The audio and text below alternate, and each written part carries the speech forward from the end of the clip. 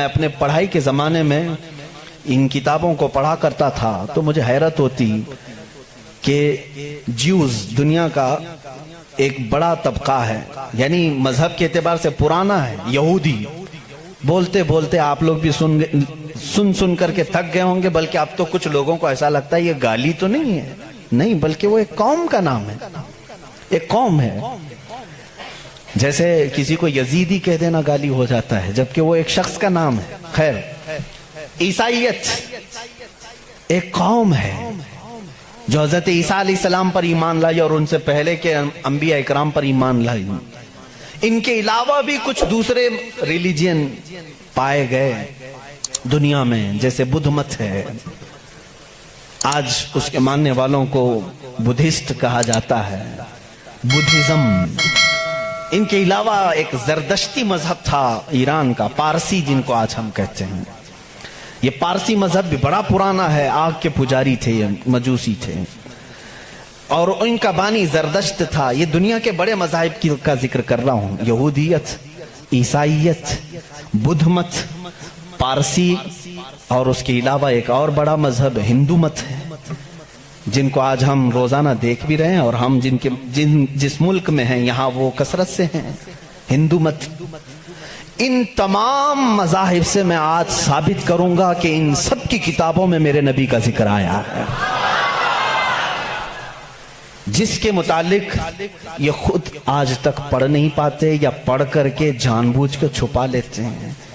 اگر تھوڑا بہت شدھ بدھ رکھتا ہو کوئی بھی یہودی یا عیسائی یا ہندو یا پارسی یا بدھ، میں اس کو دعوت سخن دوں گا کہ جا کر پھر سے ویریفیکیشن کر لینا میری باتوں کو، آیا ہماری کتابوں میں یہ باتیں ہیں، اور اگر ہیں تو ہمارے پنڈتوں نے چھپایا کیوں ہے، اور اگر ہیں تو ہمیں کیا کرنا چاہیے. میں شروع سے چلتا ہوں. یہودی جو مذہب ہے، نام جو ہے آپ یہودی سنتے ہیں، یہ دراصل حضرت یعقوب علیہ السلام کے 12 بیٹے تھے، ان میں سے بڑے بیٹے کا نام یہودا تھا. یعقوب علیہ السلام نبی ہیں اللہ کے، جن کا نام عبرانی زبان میں اسرائیل ہے، اسرائیل. ان کے بیٹوں کو بنی اسرائیل کہتے ہیں. وہ 12 بیٹے تھے یعقوب علیہ السلام کے، انہی میں سے ایک بڑے بیٹے یہودا تھے، یا بیچ میں کوئی ایک بیٹے کا نام یہودا تھا. اسی نام سے جو بھی بنی اسرائیل ہوتا اسے یہودی کہا جانے لگا. یہودی ایک قوم کا نام ہو گیا. وہ اب اس کو انگلش میں جیوز کہتے ہیں. آج جیوز یہ دنیا کی شریر قوم ہے، بڑی شریر قوم ہے. پہلے یہ لوگوں نے نبیوں کا قتل کیا ہے.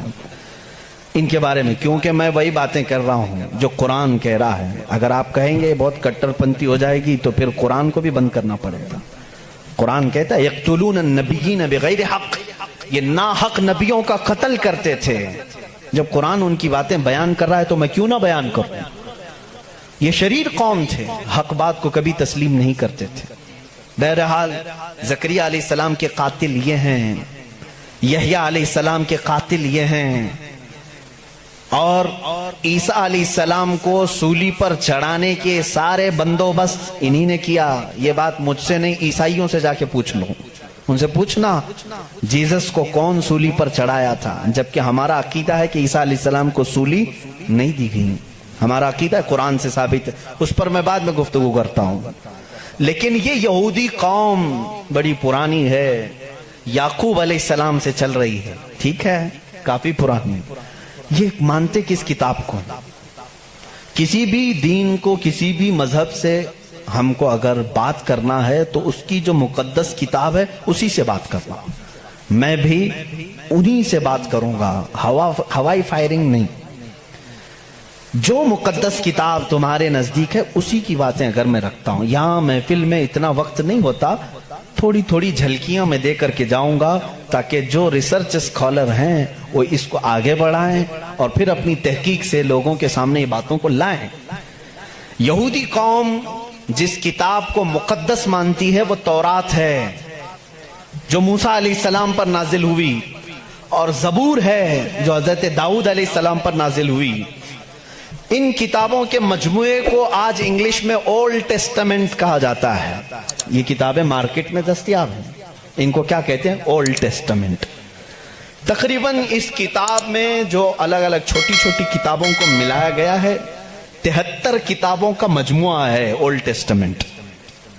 जैसे कुरान में 30 पारे हैं ना, पहला पारा, दूसरा पारा, तीसरा पारा, इस तरह से उसमें पारे समझ लें या अलग अलग टॉपिक्स। ये कितने हैं? 73 हैं।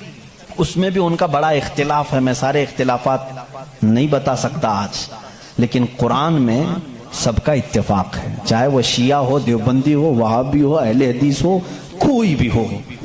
जो अकीदा हम रखते हैं अहले सुन्नत व जमात के कुरान के 30 पारे हैं, सबका इस बात पर इत्तेफाक है। लेकिन ओल्ड टेस्टामेंट पर सबका इत्तेफाक नहीं। उनमें से कुछ मजहब 73 मानते हैं, कुछ 66 मानते हैं, 66 मानते हैं, कुछ लोग 27 मानते हैं। बहरहाल ओल्ड टेस्टामेंट में एक बाब है जिसको इस्तिस्ना कहते हैं। एक पारे का नाम है, एक किताब का, एक जुज का, जिसको ड्यूट्रोनॉमी इंग्लिश में कहते हैं। उसमें एक आयत आई है। आयत जाहिर सी बात है अल्लाह की है, आयत अल्लाह की है और मूसा अलैहिस्सलाम पर नाजिल हो रही है। अल्लाह ताला फरमा रहा है, ऐ मूसा, मैं तुम्हारे बाद तुम्हारे भाइयों में, भाइयों से मुराद नबियों में, एक ऐसा नबी भेजूंगा जो तुम्हारी ही तरह से होगा, तुम्हारी तरह से होगा, लेकिन मैं उसके मुंह में अपनी जुबान रख दूंगा। और दूसरी आयत आती है कि वो फारान की चोटियों से चमकेगा। ये फारान क्या है? ये फारान की चोटियां कहते हैं मक्का मुकर्रमा में जो अब पहाड़ है, जबल काबा, जो खाना काबा के करीब, इन्होंने उसको सब खत्म कर दिया। आज वहां पर बादशाहों के महलात बने हुए हैं। वहां फारान की चोटियां कहा जाता था कि वो मक्का का एक पहाड़ है। और मुकद्दस किताब ओल्ड टेस्टामेंट में कहा जा रहा है कि वो चमकेगा कहां से? फारान की चोटियों से। अब मैं उसकी तरफ आता हूं। बेचारे ईसाई कहने लगे कि ये जो बशारत आई है मूसा अलैहिस्सलाम को, उससे मुराद हमारे नबी ईसा अलैहिस्सलाम हैं।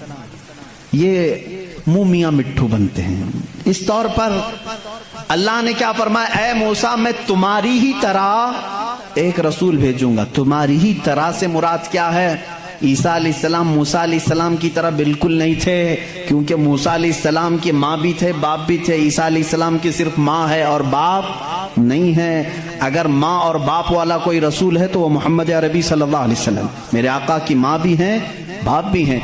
मूसा अलैहिस्सलाम की तरह ईसा अलैहिस्सलाम नहीं हो सकते। ये मैं क्रिश्चियन से कह रहा हूँ, ईसाइयों से कह रहा हूँ, जो ये कहते हैं कि मूसा की बशारत में हमारे नबी का जिक्र है। मैं कह रहा हूँ नहीं, इसलिए कि मूसा अलैहिस्सलाम की शादी भी हुई थी, बच्चे भी हुए थे। ईसा अलैहिस्सलाम की शादी भी नहीं हुई, बच्चे भी नहीं हुए। वो 33 साल की उम्र में आसमानों पर उठा लिए गए। लेकिन अगर मूसा अलैहिस्सलाम की तरह शादी और बच्चे वाला कोई रसूल है, वो मोहम्मद अरबी सल्लल्लाहु अलैहि वसल्लम। शादी भी किया है आपने, बच्चे भी फरमाए। और दूसरी आयत जो मूसा अलैहिस्सलाम से ये कही गई कि वो फारान की चोटियों से चमकेगा, मेरे अजीजों, इसका मिस्दाक कोई दूसरा नबी हो ही नहीं सकता। मैं आपको तारीख बताऊं, फारान कहाँ है? मक्का में है। आदम अलैहिस्सलाम से लेकर हुजूर अकरम सल्लल्लाहु ताला अलैहि वसल्लम तक 1,24,000 कमोबेश नबी आए, लेकिन उनमें से एक भी नबी मक्का में नहीं पैदा हुए सिवाय मोहम्मद रसूलुल्लाह। कोई नबी मक्का में नहीं पैदा हुए, सिर्फ मोहम्मद अरबी सल्लल्लाहु अलैहि वसल्लम। मेरे आका सल्लल्लाहु अलैहि वसल्लम 40 साल तक मक्का मुकर्रमा में खामोश रहे, अपने अखलाक व किरदार को इजहार करते हुए। लेकिन 40 साल की उम्र के बाद जब अल्लाह की वही आई, कुरान की आयतें आई, तो सबसे पहले मेरे आका सल्लल्लाहु अलैहि वसल्लम ने पूरे मक्का वालों को एक दावत देकर जमा किया था। कहाँ जमा किया? यही फारान की चोटियों में। यह पहला मजमा है, पहला जलसा है मेरे आका का। उसी जलसे में मेरे आका ने सबसे पहली मर्तबा ये ऐलान किया, ऐ मक्का वालों, मैं मोहम्मद अल्लाह का आखिरी रसूल हूँ।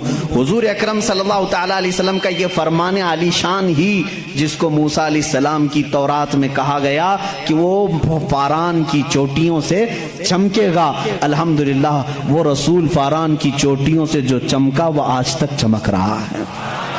چمک تجھ سے پاتے ہیں سب پانے والے، میرا دل بھی چمکا دے چمکانے والے، برستا نہیں دیکھ کر ابر رحمت، بدوں پر بھی برسا دے برسانے والے، یا رسول اللہ میں مجرم ہوں آقا مجھے ساتھ لے لو کہ رستے میں ہیں جا بجا تھانے والے، ہمارے تو روڈ پر ہی ہیں، بہرحال یا رسول اللہ ہم کو اپنے ساتھ لے لیں، جا بجا ہیں تھانے والے تو سمجھتے ہوں گے، اعلیٰ حضرت نے شعر میں ذکر فرمایا۔ بہرحال ایک اولڈ ٹیسٹمنٹ کی ایک ہی بات میں نے کہی، جیوز سے یہ پوچھیں جا کر کے کہ یہ ذکر آیا ہے موسیٰ کے بعد ایک نبی آنے والے، وہ کون سے نبی ہیں؟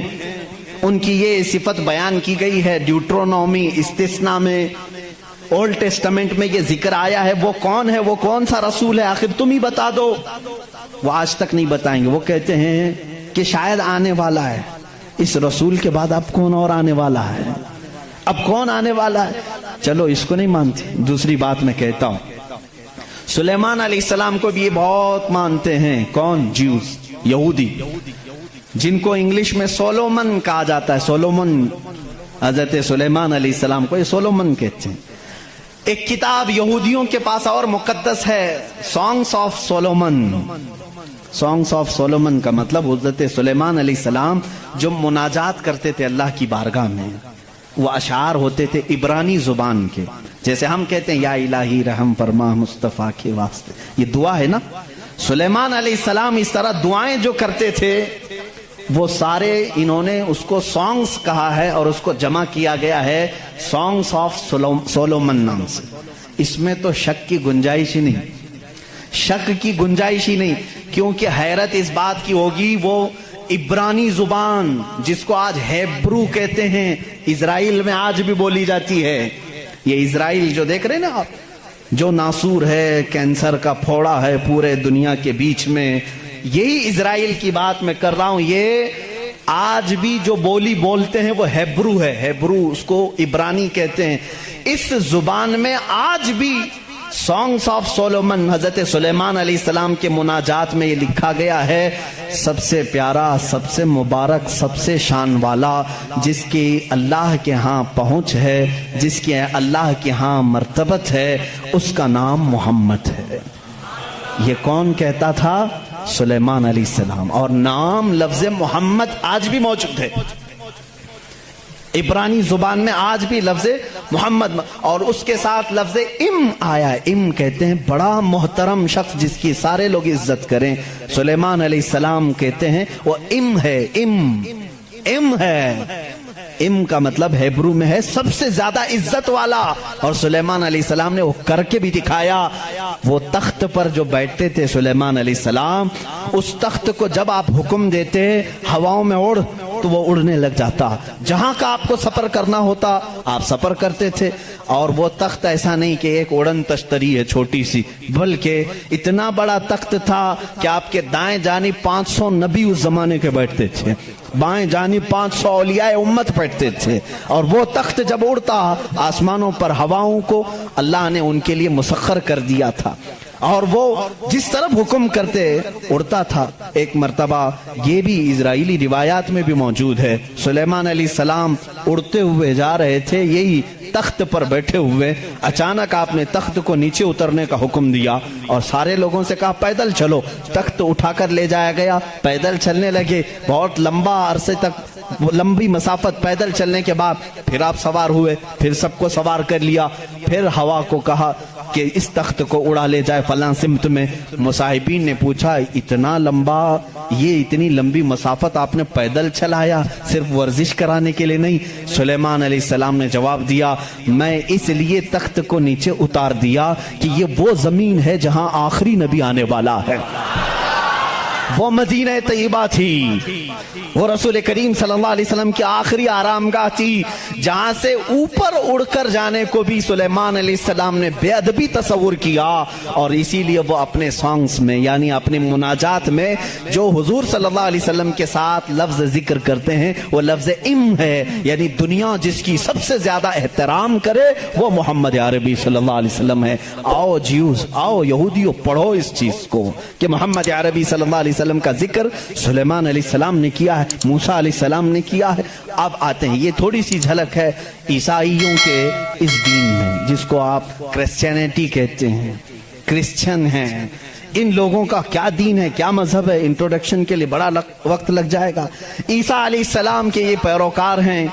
ईसा अलैहिस्सलाम को ये जीसस कहते हैं और उसको यसू मसीह भी कहा जाता है उर्दू में, जीसस। लेकिन ईसाई बाद में चल करके गुमराह हुए, शुरू के ईसाई गुमराह नहीं थे।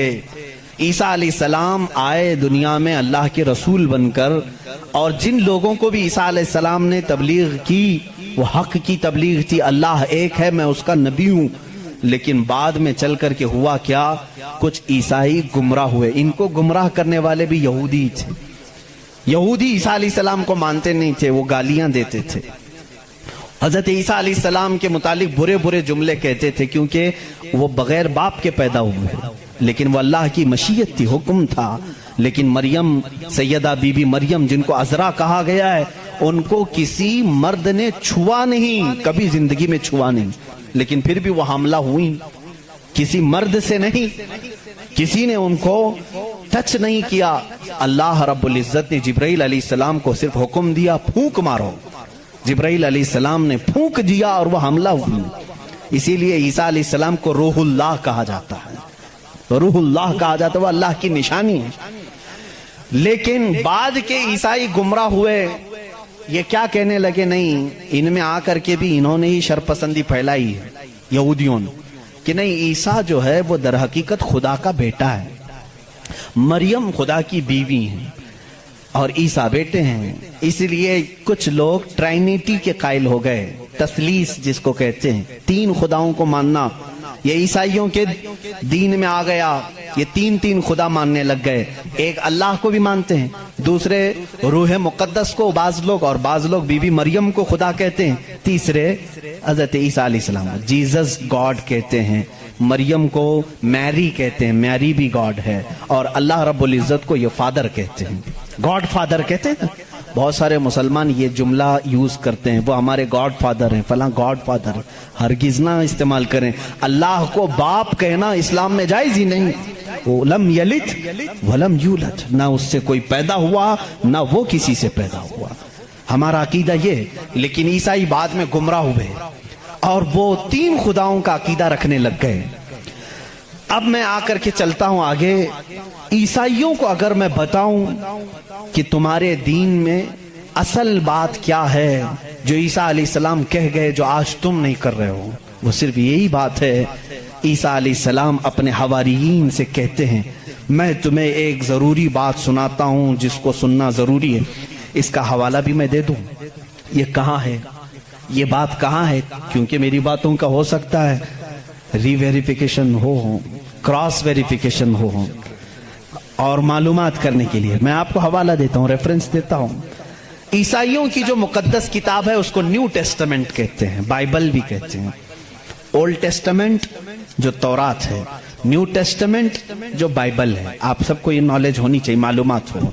ईसाइयों की ये मुकद्दस किताब बाइबल, ये एक नहीं है, ये चार है, चार हिस्से हैं इसके, क्योंकि ईसा अलैहिस्सलाम के चार शागिर्दों ने लिखा है। बाइबल के चार नुस्खे आज भी मार्केट में हैं।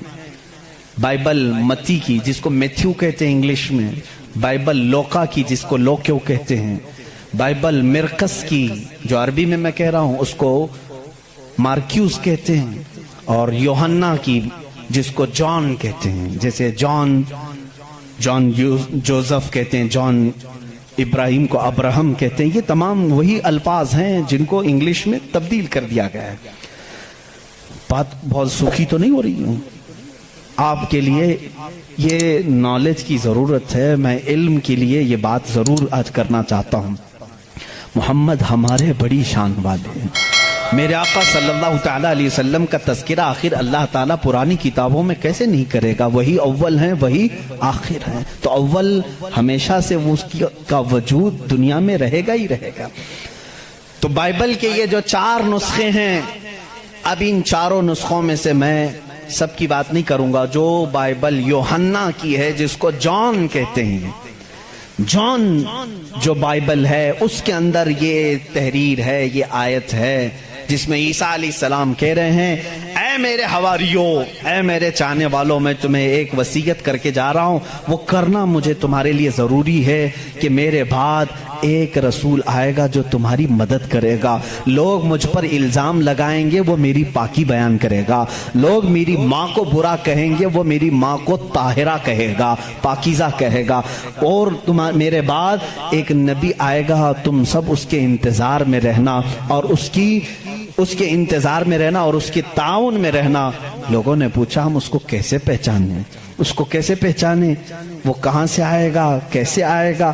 عیسیٰ علیہ السلام نے وہ بھی ہلکا کر دیا اور کہا اس کی ایک علامت یہ ہے جب تک میں دنیا سے جاؤں گا نہیں وہ آئے گا نہیں، جب تک میں دنیا سے جاؤں گا نہیں وہ آئے گا نہیں۔ پوچھا کیوں؟ کہا اس لیے کہ اس کے زمانے میں دوسرا کوئی نبی ہوگا ہی نہیں، کیونکہ وہ خاتم النبیین۔ اللہ اللہ، ان عیسائیوں سے قادیانیوں کو سیکھنا چاہیے، ان کا عقیدہ تو یہ تھا۔ عیسیٰ علیہ السلام یہ اپنے حواریین سے کہہ رہے ہیں جان بائبل کی کتاب، اس میں یہ تحریر موجود ہے، یہ عبارت موجود ہے۔ اور اس میں لوگوں نے پوچھا ہم اس کو کیسے پہچانیں، کیا ہیں اس کی نشانیاں کیا ہیں؟ تو ایک یونانی ورڈ ہے، آج بھی بائبل میں ہے، پیریکلیٹوس نام سے، انگلش میں اس کو پیریکلیٹوس کہتے ہیں۔ یہ لفظ آج بھی کتابوں میں موجود ہے، آج بھی ہے، اور ان ظالموں نے اس کا ترجمہ الگ الگ کیا۔ عیسیٰ علیہ السلام نے کہا تھا کہ وہ پیریکلیٹوس ہوگا، تم اس کو پہچانو گے، تو اس کا ترجمہ یہ لوگ کرتے ہیں وہ ایسا ہوگا ویسا ہوگا، بلکہ حقیقت میں یہ یونانی ورڈ کا ترجمہ ہوتا ہے نہایت ہی رحم دل، بلکہ ہر انسان کے لیے وہ رحمت ہوگا، ہر انسان کے لیے رحمت ہوگا۔ بلکہ اس کے ترجمے میں پیریکلیٹوس کے ترجمے میں کہا گیا ہے جو جانوروں سے بھی اچھا سلوک کرے، جو کائنات کی ہر چیز سے اچھا سلوک کرے، اسے پیریکلیٹوس کہا جاتا ہے۔ اب اس کا مصداق قرآن کی آیت میں ہے وَمَا أَرْسَلْنَاكَ إِلَّا رَحْمَةً لِّلْعَالَمِينَ۔ اس رسول ہی کو اللہ نے رحمت کہا ہے، جس کو عیسیٰ علیہ السلام کی اس بائبل میں کہا گیا پیریکلیٹوس ہوگا، وہ رحمت ہوگا۔ عیسائی آج بھی لوگوں کو گمراہ کر رہے ہیں، ان کے بڑے، کیونکہ اگر وہ کہہ دیں گے کہ پیریکلیٹوس رحمت والا وہ مدینے والا ہے تو ان کا دھندا بند ہو جائے گا، یہاں کون آئے گا پاؤں چومنے، سب کے سب پھر مدینے کا رخ کریں گے۔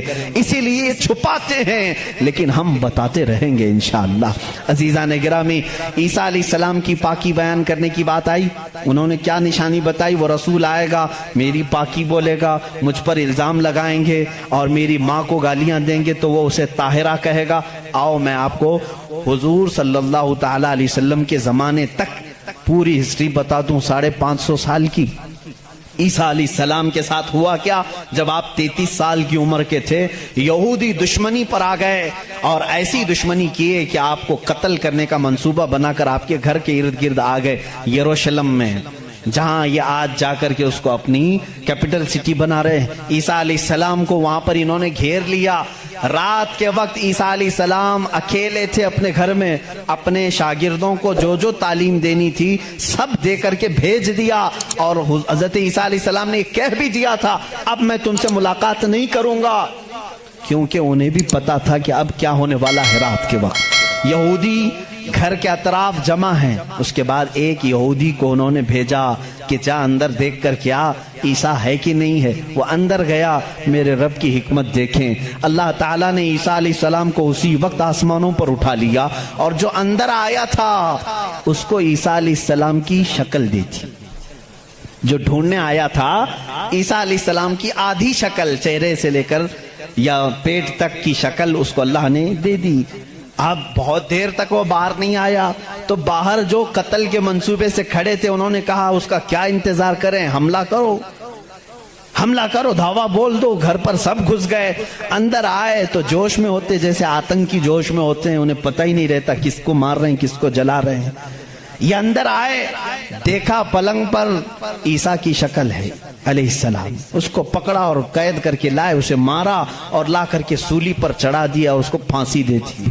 کس کو پھانسی دی ہے؟ اب سب کو معلوم ہونا چاہیے، یہ عیسائیوں کو بھی معلوم نہیں تھا، یہودیوں کو بھی معلوم نہیں تھا کس کو پھانسی دی، کیونکہ یہ بتانے کے لیے اب کوئی نبی ہی تو آنا چاہیے ہوا کیا تھا، اندر گھر میں ہوا کیا تھا کون بتائے گا؟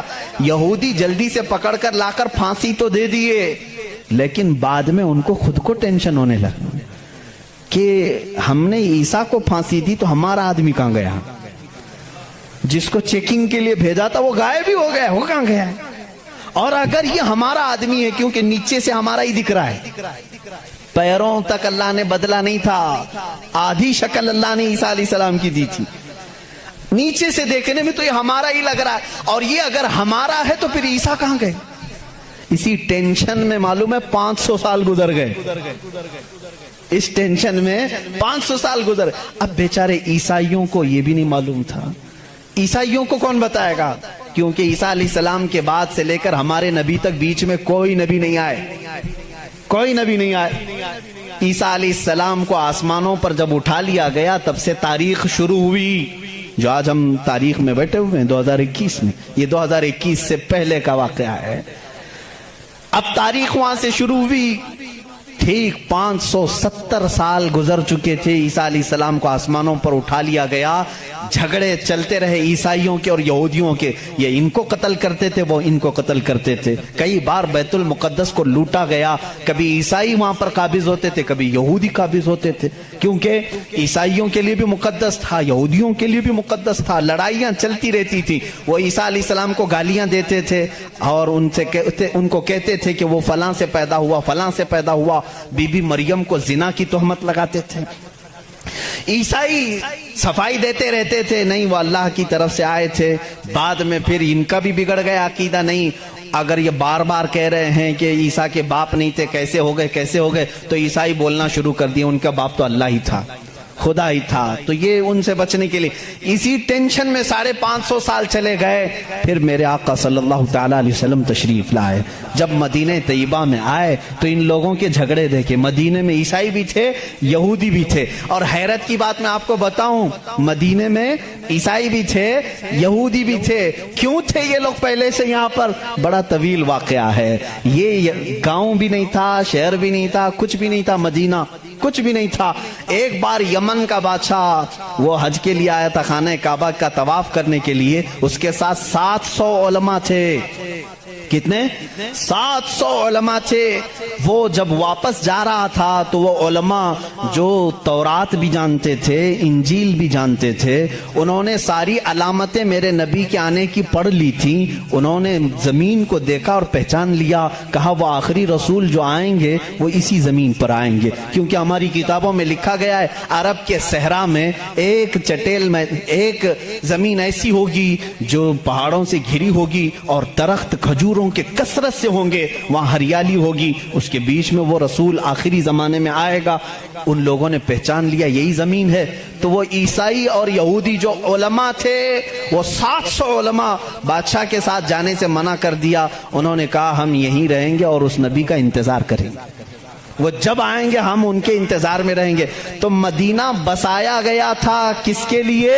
میرے نبی کے انتظار میں، اس سے پہلے وہاں آبادی نہیں تھی، کوئی آبادی نہیں، اور بسایا ہی نہیں، یہودیوں نے، یہودی ہی انتظار میں آ کر کے مدینے میں رہے۔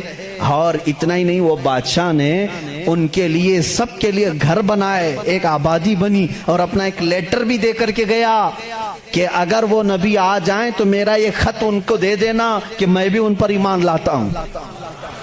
اس واقعے کو کئی سو سال گزر گئے لیکن وہ خط محفوظ تھا۔ جب رسول کریم صلی اللہ علیہ وسلم مدینہ ہجرت کر کے آئے تو آپ سب کو معلوم ہے، میں طوالت میں نہیں جاتا، تفصیل میں نہیں جاتا، حضور پاک صلی اللہ علیہ وسلم کو ہر کوئی اپنے گھر بلا رہا تھا۔ حضور نے کیا فرمایا؟ میری اونٹنی پر چھوڑ دو، یہ جہاں بیٹھے گی وہاں میں قیام کروں گا۔ اونٹنی کہاں بیٹھی؟ حضرت ابو ایوب انصاری کے گھر پر۔ اسی صحابی کے گھر کیوں بیٹھی؟ حضور صلی اللہ تعالیٰ علیہ وسلم اس گھر میں مہمان ہوئے حضرت ابو ایوب انصاری کے۔ روایت یہ ملتی ہے کہ دوسرے ہی دن ابو ایوب کے پاس، انصاری رضی اللہ تعالیٰ عنہ کے پاس، وہ لیٹر موجود تھا جو بادشاہ نے دیا تھا۔ وہ خط موجود تھا جو کئی سو سال پہلے بادشاہ دے کر گیا تھا، وہ ان کی اولادوں میں چلتا آ رہا تھا، اور وہ حضرت ایوب علیہ السلام، ابو ایوب انصاری رضی اللہ تعالیٰ عنہ کے تک پہنچا، اور وہ حضور صلی اللہ تعالیٰ علیہ وسلم کی خدمت میں پہنچا۔ میرے عزیزو، ان عیسائیوں نے اور یہودیوں نے مدینہ بھی بسایا میرے نبی کے انتظار میں، لیکن جب وہ رسول حقیقت میں آ گئے تو انہوں نے کیا کیا؟ ایمان لانے سے انکار کر دیا، نہیں مانے، کیونکہ اس وقت دھندا زوروں پر تھا۔ لوگوں کو جو بیوقوف بنانے کا دھندا ہے وہ بابا گیری میں بہت زیادہ تھے، عیسائی بھی اور یہودی بھی، لوگوں کو پاگل بنانا، ان سے پیسے ایٹھنا، یہ کاموں میں مصروف تھے۔ اگر وہ نبی کی طرف لوگوں کو کہہ دیں یہی آخری رسول ہے، یہاں کیسے چلے گا پھر کام؟ اس لیے وہ انکار کر گئے۔ اب میں آپ کو بتاتا ہوں، عیسیٰ علیہ السلام نے جو کہا تھا حواریین سے، وہ رسول آئے گا، میری پاکی بولے گا، اور بی بی مریم کو طاہرہ کہے گا جب لوگ ان پر الزامات لگا رہے ہوں گے۔ میرے آقا صلی اللہ تعالیٰ علیہ وسلم جب مدینے تشریف لائے تو دیکھا یہودی اور عیسائی آپس میں لڑتے ہیں، یہ ان کو تانا مارتے ہیں، وہ ان کو تانا مارتے ہیں، کسی کو حقیقت کا علم ہی نہیں تھا۔ آخر ان کو سولی دی گئی یا قتل کیا گیا، کیا ہوا کسی کو نہیں معلوم تھا۔ پہلی مرتبہ میرے آقا صلی اللہ علیہ وسلم پر قرآن کی آیت آئی، اللہ رب العزت نے فرمایا بل رفعہ اللہ الیہ، یہ لوگ آپس میں جھگڑتے ہیں، ان کو یہودی کہتے ہیں ہم نے سولی پر چڑھا دیا، پھانسی دے دی، عیسائی کہتے ہیں نہیں وہ غائب ہو گئے ہیں، آئیں گے، اے نبی آپ فرما دیں، نہ عیسائی صحیح کہہ رہے ہیں نہ یہودی صحیح کہہ رہے ہیں، بلکہ اللہ نے عیسیٰ کو آسمانوں پر اٹھایا ہے۔ میرے آقا صلی اللہ علیہ وسلم نے سب سے پہلی مرتبہ یہ بیان کیا، اور پھر یہودیوں سے کہا اے یہودیوں تم ہرگز بی بی مریم کی طرف انگلی نہ اٹھانا، اس لیے کہ وہ بتول ہیں، وہ عذرا ہیں، انہیں کسی بشر نے چھوا تک نہیں۔ عیسیٰ علیہ السلام جو پیدا ہوئے وہ اللہ کی نشانی ہے۔ اب مجھے بتاؤ، عیسائیوں کے اوپر 500 سال سے یہ غلاظت ڈال رہے تھے، کون؟ یہودی، 500 سال سے گالیاں دے رہے تھے۔ ان عیسائیوں کو احسان ماننا چاہیے میرے رسول پاک کا۔ میرے رسول کریم صلی اللہ تعالیٰ علیہ وسلم نے سیدنا عیسیٰ علیہ السلام کی طہارت بیان کی کہ وہ اللہ کے بیٹے نہیں ہیں، وہ پاکیزہ ہیں، وہ اللہ کی مخلوق ہیں، اور دوسری طہارت بیان کی سیدہ بی بی مریم کی کہ وہ پاکیزہ ہے، طاہرہ ہے، بتول ہے، عذرا ہے۔ اب عیسائیوں کو یہ تسلیم کرنا چاہیے کہ ہم کو یہودیوں کے ان الزامات سے اگر کسی نے بچایا ہے تو وہ محمد رسول اللہ ہے۔ عیسائیوں کی کتاب میں یہ ساری چیزیں موجود ہیں میرے عزیزو۔